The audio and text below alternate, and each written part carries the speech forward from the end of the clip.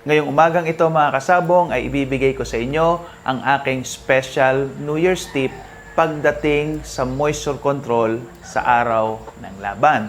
Ngayon mga kasabong, hindi ko muna sasabihin sa inyo kung ano ang inyong gagawin sa moisture control pagdating sa pointing period. Pero as a special tip mga kasabong, sasabihin ko sa inyo ang mga bagay na hindi ninyo dapat gawin sa moisture control pagdating sa araw ng laban. Number 1 mga kasabong, huwag ninyong painumin ng tubig ang inyong manok sa araw ng laban. Napakarami ko kasing nakikita sa sabungan na ganito ang ginagawa. Nagtitimbang ng manok. Pag nakita nila na nag-drop yung weight, papainumin nila yung manok nila ng tubig para mahabol yung nawalang timbang. Pag ginawa nyo yan mga kasabong, sisiguraduhin ko sa inyo, sa oras ng laban, mag-i-spray ng dugo ang inyong manok. Yan din ang dahilan mga kasabong kung bakit ang tao, pagka ooperahan, bawal na siyang uminom ng tubig 12 hours minimum before siya operahan. Bakit? Kasi magiging madugo siya doon sa operating table.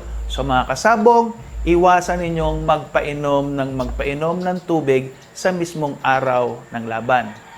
Pangalawa mga kasabong, iwasan ninyo na basain ang sahig ng inyong cockhouse sa araw ng laban.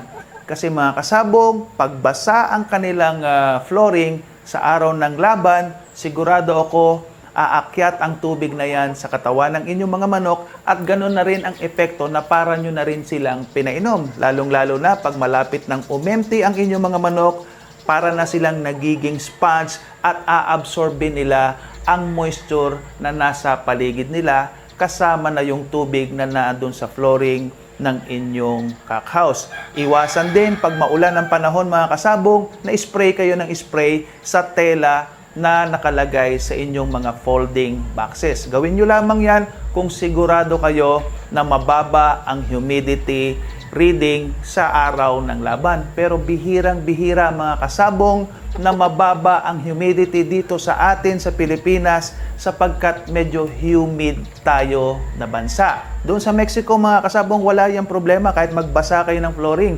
Kasi sa Mexico napakababa ng kanilang humidity level.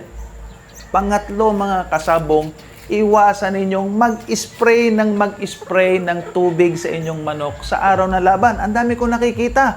Pupunta na rin lamang sa tarian, i-sprayan pa na parang naligo ang kanilang manok sa tubig. Pag ginawa nyo yan mga kasabong, para nyo na rin pinainom ang inyong manok ng tubig at para nyo na rin siyang inilagay sa cockhouse na punong-puno ng tubig. Kasi mga kasabong, tandaan ninyo, kung hindi rin lamang kayo sigurado na dry ang inyong manok, bakit nyo sila kailangan basain ng basain?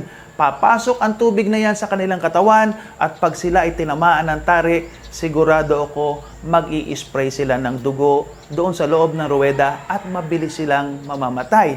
Mga kasabong, tandaan nyo ito. Okay lamang kayo na magbigay ng tubig o di kaya magbasa ng konti ng tela ng inyong pantabing sa mga folding boxes o di kaya mag-spray.